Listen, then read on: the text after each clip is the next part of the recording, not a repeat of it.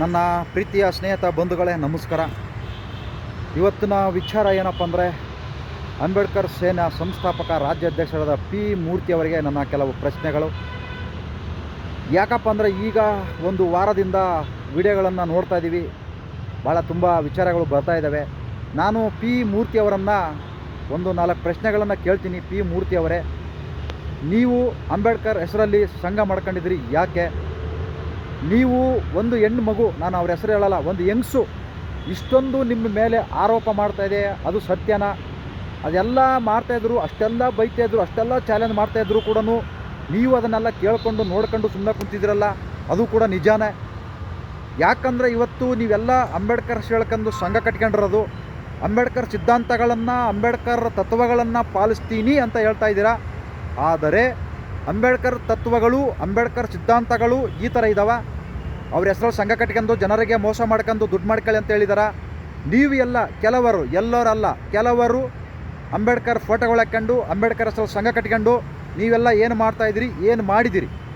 ನೀವು ಸಂಪಾದನೆ ಮಾಡಿರ್ತಕ್ಕಂಥ ಆಸ್ತಿ ಹಣ ಎಲ್ಲಿಂದ ಬಂತು? ಅದು ಹೆಂಗೆ ಬಂತು? ನೀವೇನಾದ್ರು ಬಿಸ್ನೆಸ್ ಮಾಡ್ತಾಯಿದ್ದೀರಾ, ಇಲ್ಲ ನೀವೇನಾದರೂ ಕೆಲಸ ಮಾಡ್ತಾಯಿದ್ದೀರಾ? ನಾನು ಇನ್ನೊಂದು ನಾನೇ ಉದಾಹರಣೆ ತಗೊತೀನಿ. ನಾನು ಬೆಂಗಳೂರಿಗೆ ಬಂದು 28 ವರ್ಷ ಆಯಿತು. 28 ವರ್ಷದಿಂದನೂ ಕೂಡ ಕೆಲಸ ಮಾಡ್ತಾಯಿದ್ದೀನಿ. ಆದರೆ ನನ್ನ ಒಂದು ಮನೆ ಕಟ್ಸ್ಕೊಳಕ್ಕಾಗ್ತಿಲ್ಲ. ನನ್ನ ಕೈಲಿ ಸಂಪಾದನೆ ಮಾಡಿರೋದು ಬರೀ ನನ್ನ ಜೀವನಕ್ಕೆ ಆಗ್ತಾಯಿದೆ. ಒಂದು ಗಾಡಿ ತಗೊಳಕ್ಕಾಗ್ತಾಯಿಲ್ಲ.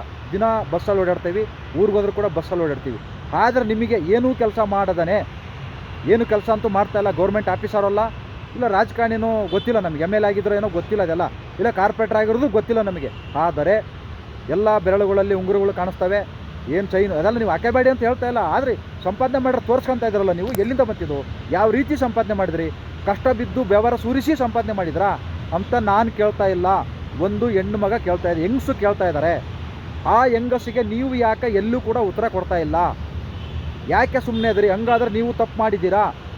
ಅವರು ಮಾತಾಡೋರು, ಅವ್ರು ಏನು ಸಾಚೆ ಅಂತಲೂ ಹೇಳ್ತಾ ಇಲ್ಲ. ಅವರು ಕೂಡ ಸರ್ಕಾರಿ ಕೆಲಸ ಕೊಡಿಸುತ್ತೇನೆ ಅಂತ ಹೇಳ್ಬಿಟ್ಟು ಸುಮಾರು ಜನಕ್ಕೆ ಅವರು ಕೂಡ ಮೋಸ ಮಾಡಿದ್ದಾರೆ. ಆದರೆ ಅವರ ಮೋಸಗಳನ್ನು ಮುಚ್ಚಾಕೊಳ್ಳೋಕ್ಕೆ, ಅವರು ಮಾಡಿರ್ತಕ್ಕಂಥ ಅನ್ಯಾಯಗಳನ್ನು ಮುಚ್ಚಾಕೊಳ್ಳೋಕ್ಕೆ ಇನ್ನೊಬ್ಬರು ಅನ್ಯಾಯ ಮಾಡಿರೋದನ್ನು ಹೇಳ್ಕೊಂಡು ಈಗ ಈ ಥರ ವಿಡಿಯೋ ಮಾಡ್ತಾ ಇದ್ದಾರೆ. ನೀವು ಯಾಕೆ ಇದನ್ನು ನೋಡಿಕೊಂಡು ಸುಮ್ಮನೆ ಕುಂತಿದ್ದೀರಿ? ಇಷ್ಟೊಂದು ಆರೋಪ ಮಾಡಿದರೂ ಕೂಡ ಎಷ್ಟೆಷ್ಟು ಆರೋಪ ಎಲ್ಲ ಏಕವಚನದಲ್ಲೇ ಮಾತಾಡ್ತಾರೆ. ನಿನಗೆ ತಾಕತ್ತಿದ್ರೆ, ನಿನಗೆ ದಮ್ಮಿದ್ರೆ, ನಿನ್ನ ನರನದಿದ್ದರೆ, ಈ ಥರ ಎಲ್ಲ ಚಾಲೆಂಜ್ ಮಾಡ್ತಾ ಇದ್ದಾರೆ. ಒಂದು ಹೆಣ್ಣು ಮಗು ಒಂದು ಯಂಗ್ಸು ಇಷ್ಟು ಚಾಲೆಂಜ್ ಮಾಡ್ತಾ ಇದ್ದಾರೆ ಅಂದರೆ ಇದನ್ನು ನೋಡ್ಕೊಂಡು ನೀವು ಯಾಕೆ ಸುಮ್ಮನೆ ಇದ್ದೀರಿ? ಇದಕ್ಕೆ ಕಾರಣ ಏನಾದರೂ ಎಲ್ಲೂ ಕೂಡ ಒಂದು ವಿಡಿಯೋ ಮಾಡಿಲ್ಲ, ಎಲ್ಲೂ ಕೂಡ ನೋಡಿಲ್ಲ, ಇಲ್ಲ ಏನಾದರೂ ಒಂದು ಕ್ರಮ ತಗೊಂಡಿದ್ದೀರಾ, ಇಲ್ಲ ಯಾವುದಾದ್ರೂ ಒಂದು ಕೇಸ್ ಹಾಕಿದ್ದೀರಾ? ಯಾವುದಿಲ್ಲ. ಯಾಕೆ ಅಂದರೆ ನೀವು ಮಾಡಿದ್ದೀರಾ. ಇನ್ನು ಕೆಲವು ವಿಚಾರಗಳು ಕೇಳಪಟ್ಟಿದ್ದೀನಿ, ಆದರೆ ಆ ವಿಚಾರಗಳು ಸುಮ್ಮನೆ ಮಾತಾಡಬಾರ್ದು. ನಾವು ನಿಮ್ಮ ಬಗ್ಗೆ ತುಂಬ ವಿಚಾರಗಳನ್ನು ಕೇಳಿದ್ದೀವಿ, ತುಂಬ ಹೋರಾಟ ಮಾಡಿದ್ದೀರಿ, ತುಂಬ ಅದ್ಭುತವಾದ ಕೆಲಸಗಳನ್ನು ಮಾಡಿ ಈ ಮಟ್ಟಕ್ಕೆ ಬಂದಿದ್ದೀರಾ. ಯಾರೂ ಕೂಡ ಸುಮ್ಮನೆ ಮೇಲಕ್ಕೆ ಬರೋಕ್ಕಾಗಲ್ಲ, ಗೊತ್ತಾಯ್ತಾ? ಅದರಿಂದ ನೀವು ಜನಗಳಿಗೆ, ಈಗ ಅವರು ಮಾತಾಡಿರೋದೆಲ್ಲ ಜನಗಳು ನೋಡ್ತಾ ಇದ್ದಾರೆ, ಆ ಜನಗಳಿಗೆ ನೀವು ಉತ್ತರ ಕೊಡಬೇಕಾಗಿದೆ. ಸುಮ್ಮನೆ ಇದ್ದರೆ ನೀವು ತಪ್ಪು ಮಾಡಿದ್ದೀರಿ ಅಂತ ಜನಗಳು ಮಾತಾಡ್ಕೊತ ಇದ್ದಾರೆ. ನಾವೆಲ್ಲ ಮಾತಾಡ್ಕೊತಿದ್ರು, ಜನಗಳು ತುಂಬ ಜನ ಮಾತಾಡ್ಕೊತ ಇದ್ದಾರೆ. ಅಯ್ಯೋ ಹಂಗಾರೆ ಈ ಥರ ಹಿಂಗೆ ಮಾಡಿದ್ದಾರೆ, ಇವರು ಈ ಥರ ಮಾಡಿದಾರ. ಇವತ್ತು ಸುಮಾರು ಜನ ಈ ಸಾಮಾಜಿಕ ಜಾಲತಾಣದಲ್ಲಿ ಬುದ್ಧ, ಬಸವ, ಅಂಬೇಡ್ಕರ್ ಇವ್ರು 3 ಜನ ಫೋಟೋ ಹಾಕ್ಕೊಂಡು ಕೆಟ್ಟ ರೀತಿಯಲ್ಲಿ ಮೆಸೇಜ್ಗಳು ಮಾಡ್ತಾರೆ, ಕಾಮೆಂಟ್ಗಳು ಮಾಡ್ತಾರೆ.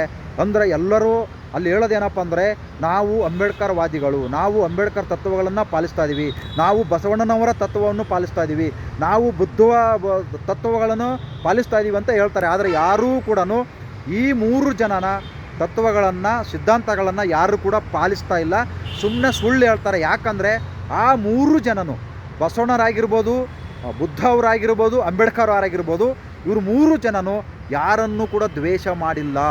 ಪ್ರತಿಯೊಬ್ಬ ಮನುಷ್ಯನನ್ನು ಒಂದು ಪ್ರೀತಿಯಿಂದ ನೋಡಿದ್ದಾರೆ, ಪ್ರೀತಿಯಿಂದ ಕಂಡಿದ್ದಾರೆ. ಯಾವ ಧರ್ಮನೂ ದ್ವೇಷ ಮಾಡಿಲ್ಲ, ಯಾವುದೇ ಜಾತಿನೂ ಕೂಡ ಅವರು ದ್ವೇಷ ಮಾಡಿಲ್ಲ. ಅವ್ರಿಗೆ ಇಷ್ಟ ಇಲ್ಲದರ ಜಾಗಕ್ಕೆ ಅವರು ಯಾವತ್ತೂ ಕೂಡ ಅಲ್ಲಿ ತಿರುಗು ನೋಡಿಲ್ಲ, ಅವರು ಹೋಗಿಲ್ಲ. ನೀವು ಸುಮ್ಮನೆ ನಾವು ಅವ್ರ ತತ್ವಗಳನ್ನು ಪಾಲಿಸ್ತಾ ಇದ್ವಿ, ಅವ್ರ ಸಿದ್ಧಾಂತಗಳನ್ನು ಅಳವಡಿಸ್ಕೊಂಡು ಬಿಟ್ಟಿದ್ದೀವಿ, ಮೈಯಲ್ಲೆಲ್ಲ ಬರೀ ಅವರೇ ತುಂಬಿಕೊಳ್ಕೊಂಬಿಟ್ಟವೆ ಅಂತಂದು ಸುಮಾರು ಜನ ಹೇಳ್ತಾ ಇದ್ದೀರಾ. ಆದರೆ ಯಾರಿಗೂ ಕೂಡ ಆ 3 ಜನದ ಸಿದ್ಧಾಂತಗಳು ಮತ್ತು ತತ್ವಗಳು ಯಾರೂ ಕೂಡ ಅಳವಡಿಸ್ಕೊಂಡಿಲ್ಲ.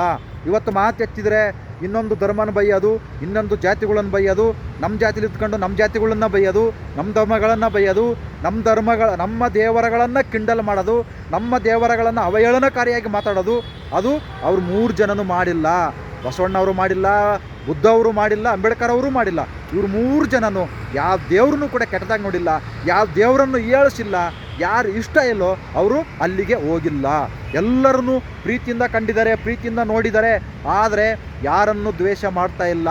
ಆದರೆ ಈ 3 ಜನನ ಹೆಸರು ಯಾರ್ಯಾರು ಹೇಳ್ತಾ ಇದ್ದೀರೋ ನೀವೆಲ್ಲರನ್ನೂ ದ್ವೇಷ ಮಾಡ್ತಾ ಇದ್ದೀರಿ. ಜಾತಿ ದ್ವೇಷ ಮಾಡ್ತಾ ಇದ್ದೀರಿ, ದೇವ್ರನ್ನ ದ್ವೇಷ ಮಾಡ್ತಾ ಇದ್ದೀರಿ, ಧರ್ಮಗಳನ್ನು ದ್ವೇಷ ಮಾಡ್ತಾ ಇದ್ದೀರಿ. ಮತ್ತು ಎಲ್ಲಿದೆ ಅವ್ರ ತತ್ವ ಸಿದ್ಧಾಂತಗಳು ಎಲ್ಲಿದ್ದಾವೆ? ಎಲ್ಲೂ ಇಲ್ಲ. ಬರೀ ಸುಮ್ಮನೆ ಎಲ್ಲ ಡೋ ಮಾಡ್ಕೊಂಡು ಈ ಥರ ಬಿಲ್ಡಪ್ ಕೊಟ್ಕೊಂಡು ಈ ಥರ ಮಾಡ್ತಾಯಿದ್ರಿ. ದಯವಿಟ್ಟು ಅದೆಲ್ಲ ಬಿಟ್ಟುಬಿಟ್ಟು ಎಲ್ಲರನ್ನೂ ಒಂದು ಪ್ರೀತಿಯಿಂದ ಕಾಣಿ, ಎಲ್ಲರೂ ಪ್ರೀತಿಯಿಂದ ಮಾತಾಡಿ. ಯಾವನೋ ಒಬ್ಬ ಸಗಣಿ ತಿಂತಾನಂತ ನಾವ್ಯಾಕೆ ತಿನ್ನಬೇಕು, ನೀವ್ಯಾಕೆ ತಿನ್ನಬೇಕು? ಬೇಡ.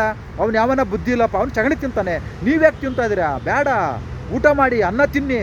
ಹೊಟ್ಟೆಗೆ ಅನ್ನ ತಿಂದು ಈ ಥರ ಮಣ್ಣು ತಿನ್ನೋ ಕೆಲಸ ಯಾರ ಬಾಯಲ್ಲೂ ಬರಬಾರ್ದು. ಒಳ್ಳೊಳ್ಳೆ ಮಾತುಗಳು, ಒಳ್ಳೊಳ್ಳೆ ವಿಚಾರಗಳು ಬರಬೇಕು. ಅದರಿಂದ ನಿಜವಾಗ್ಲೂ ಮನುಷ್ಯರಾಗಿದ್ದರೆ ಇಂಥ ಮಾತುಗಳು ಬರ್ತವೆ. ನೀವೆಲ್ಲ ಮನುಷ್ಯನ ರೂಪದ ರಾಕ್ಷಸರು. ಕೆಲವರು, ಎಲ್ಲರಲ್ಲ, ಕೆಲವರು ಮನುಷ್ಯನ ರೂಪದ ರಾಕ್ಷಸರು. ಯಾರಪ್ಪ ಅಂದರೆ ದೇವರುಗಳನ್ನು ದ್ವೇಷ ಮಾಡೋದು, ಜಾತಿಗಳನ್ನು ದ್ವೇಷ ಮಾಡೋರು, ಧರ್ಮಗಳನ್ನು ದ್ವೇಷ ಮಾಡೋರು, ಮನುಷ್ಯನಾಗಿ ಇನ್ನೊಬ್ಬ ಮನುಷ್ಯನನ್ನು ದ್ವೇಷ ಮಾಡೋರು. ಇವರೆಲ್ಲ ಮನುಷ್ಯನ ರೂಪದ ರಾಕ್ಷಸರು ಅಂತ ಹೇಳೋಕ್ಕೆ ಇಷ್ಟಪಡ್ತೀನಿ. ಎಲ್ಲರಿಗೂ ಒಳ್ಳೆಯದಾಗಲಿ, ಬದಲಾವಣೆ ಆಗಿ ಅಂತ ಕೇಳ್ಕೊತಾ ಇದ್ದೀನಿ. ಅದರ ದ್ವೇಷ ಗೀಷ ಎಲ್ಲ ಮಾಡೋದು ಬಿಟ್ಬಿಡಿ. ಪ್ರೀತಿ, ನಾನು ಒಬ್ಬ ಇನ್ನೊಬ್ಬನಿಗೆ ಪ್ರೀತಿ ಕೊಟ್ಟರೆ ಅವನು ನನಗೆ ಪ್ರೀತಿ ಕೊಡ್ತಾನೆ. ಇಲ್ಲ, ನಾನು ಅವನ್ನ ದ್ವೇಷ ಮಾಡಿದ್ರೆ ಅವ್ನು ನನಗೂ ದ್ವೇಷ ಮಾಡ್ತಾನೆ. ಅಷ್ಟೇ, ಇನ್ನೇನಿದೆ? ಎಲ್ಲ ಹೊಡೆದಾಡ್ಕೊಂಡು ಕಚ್ಚಾಡ್ಕೊಂಡು ಸಾಯಬೇಕಾಗಿದೆ. ಅರ್ಥ ಮಾಡ್ಕೊಳ್ಳಿ. ಆಮೇಲೆ ಪಿ ಮೂರ್ತಿ ಅವರೇ, ದಯವಿಟ್ಟು ಇದಕ್ಕೆಲ್ಲ ನೀವು ಆನ್ಸರ್ ಮಾಡಬೇಕು, ಉತ್ತರ ಮಾಡಬೇಕು. ಈ ಥರ ಉತ್ತರ ಕೊಡಲಿಲ್ಲ ಅಂದರೆ, ಇಲ್ಲ ನೀವು ಸುಮ್ಮನೆ ಇದ್ದರೆ ನೀವೆಲ್ಲ ಈ ಥರ ಮಾಡಿದ್ದೀರಿ ಅಂತ ಜನಗಳು ತಿಳ್ಕೊತಾ ಇದ್ದಾರೆ, ಜನಗಳು ನೋಡ್ತಾ ಇದ್ದಾರೆ, ಜನಗಳು ಕೇಳ್ತಾ ಇದ್ದಾರೆ. ಯಾಕೆ ಸುಮ್ಮನೆ ಇದ್ದಾರೆ? ಈಯಪ್ಪ ಇಷ್ಟೊಂದು ಮಾಡವ್ರ ಹೊರಗಡೆ ಬಂದರೆ ಜನಗಳು ಹೇಳ್ತಾರೆ, ಗೊತ್ತಿಲ್ಲ, ಗೊತ್ತಾಯ್ತಾ? ನಿಮಗೆ ಗೊತ್ತಾಗ್ತಾ ಇಲ್ಲ ಅನಿಸುತ್ತೆ. ಜನಗಳು ನೋಡ್ತಾ ಇದ್ದಾರೆ, ಆ ಅಮ್ಮ ಮಾತಾಡೋದು ನೋಡ್ತಾ ಇದ್ದಾರೆ. ಅವರು ಏನು ಮಾತಾಡ್ತಾ ಇದ್ದಾರಲ್ಲ, ಭಯಾನಕ ಮಾತಾಡ್ತಾ ಇದ್ದಾರೆ ನಿಮ್ಮ ಬಗ್ಗೆ, ಅದನ್ನು ನೋಡ್ತಾ ಇದ್ದಾರೆ.